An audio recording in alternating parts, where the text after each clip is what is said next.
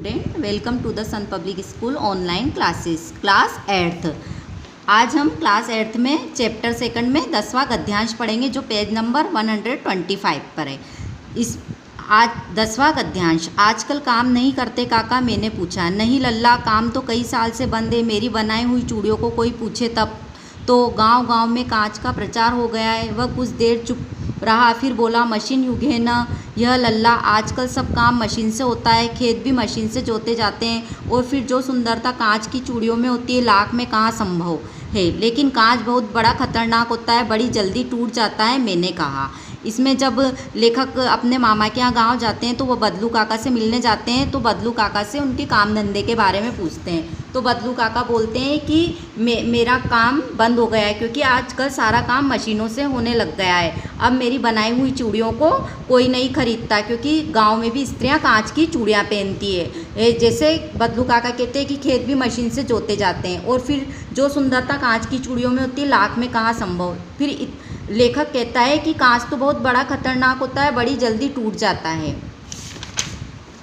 अब इसका 11वां गद्यांश। नाजुक तो फिर होता ही ये लल्ला। कहते कहते उसे खांसी आ गई और वह देर तक खांसता रहा। मुझे लगा उससे दमा है। दमा का अर्थ होता है श्वास की बीमारी। अवस्था के साथ साथ उसका शरीर ढल चुका था। उसके हाथों पर और माथे पर नसें उभर आई थी। जाने कैसे उसने मेरी शंका भाप ली और बोला, दमा नहीं है, मुझे फसली खांसी है। फसली का अर्थ होता है ऋतु बदलने से होने वाला रोग को अपन फसली कहते हैं। यह महीने 2 महीने से आ रही है, 10-15 दिन में ठीक हो जाएगी। मैं चुप रहा। मुझे लगा उसके अंदर कोई बहुत बड़ी व्यथा छिपी थी। मैं देर तक सोचता रहा कि इस मशीन युग में कितने हाथ काट दिए हैं। कुछ देर फिर शांति रही जो मुझे अच्छी नहीं लगी। तो इसमें जब लेखक बदलू काका से उनके काम धंधे के बारे में बात करते हैं तो वो बीच बीच में उनको खांसी आती है। तो ये सोचते हैं लेखक कि उनको शायद दमा की बीमारी हो गई। लेकिन बदलू काका कहते हैं कि मुझे ये फसली खांसी है, 10-15 दिन में ठीक हो जाएगी। लेकिन उनके चेहरे पर चिंता की जो रेखा साफ दिख रही थी कि उनको काम धंधा बंद हो जाने से बदलू काका बहुत दुखी थे।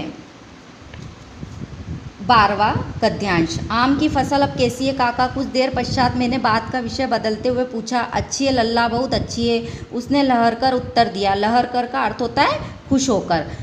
और अंदर अपनी बेटी को आवाज़ दी, अरे रज्जू, लल्ला के लिए आम तो ले आ। फिर मेरे और मुखातिब का अर्थ होता है सामने आना होकर बोला, माफ़ करना लल्ला, तुम्हें आम खिलाना भूल गया था। नहीं काका, आम तो इस साल बहुत खाए हैं। वाह वाह, बिना आम खिलाए कैसे जाने दूंगा तुमको। मैं चुप हो गया। मुझे वो दिन याद हो आए जब वह मेरे लिए मलाई बचा कर रखता था। इसमें लेखक अपने बचपन की याद ताज़ा करता है कि जब वो बदलू काका जब छोटा था तो बदलू काका उसके लिए मलाई बचा कर रखते थे वो, और आम उसको खाने के लिए देते थे।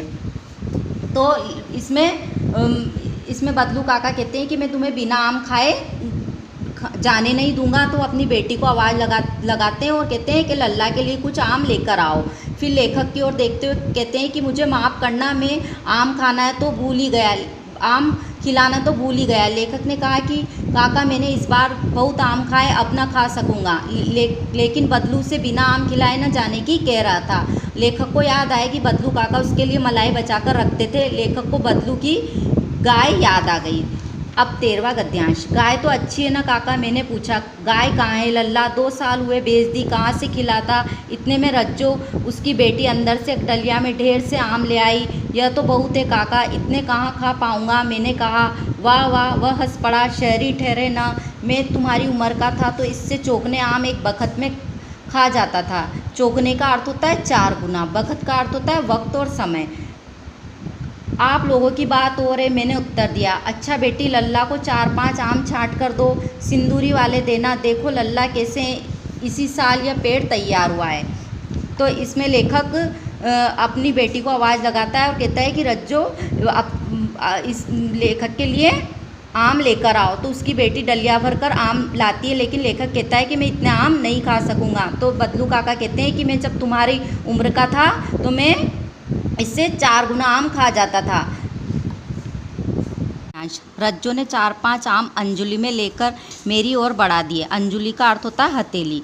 आम लेने के लिए मैंने हाथ बढ़ाया तो मेरी निगाह एक क्षण के लिए उसके हाथों पर ठिठक गई। गोरी गोरी कलाइयों पर लाख की चूड़ियाँ बहुत ही फब रही थी।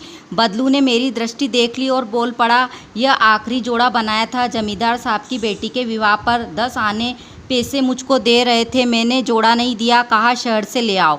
मैंने आम ले लिए और खाकर थोड़ी देर पश्चात चला गया। मुझे प्रसन्नता हुई कि बदलू ने हार कर भी हार नहीं मानी थी। उसका व्यक्तित्व कांच की चूड़ियों जैसा न था कि आसानी से टूट जाए।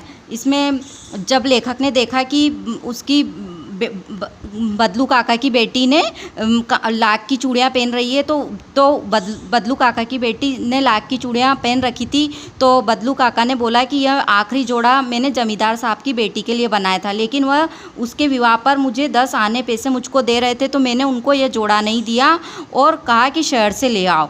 और लेखक ने फिर थोड़ी देर के पश्चात, आम खाने के पश्चात वो चला आया, और लेकिन लेखक को प्रसन्नता थी कि बदलू ने हार कर भी हार नहीं मानी थी, क्योंकि उसका धंधा तो अब कांच की चूड़ियाँ चलने लगी थी, तो बदलू काका का धंधा वैसे ही बंद हो गया था। उसका व्यक्तित्व कांच की चूड़ियों जैसा न था कि आसानी से टूट जाए। मतलब बदलू काका के व्यक्तित्व को बताया कि उसका व्यक्तित्व कांच की चूड़ियाँ जैसा न था कि आसानी से टूट जाए। अब हम इसके क्वेश्चन आंसर नेक्स्ट वीडियो में समझेंगे।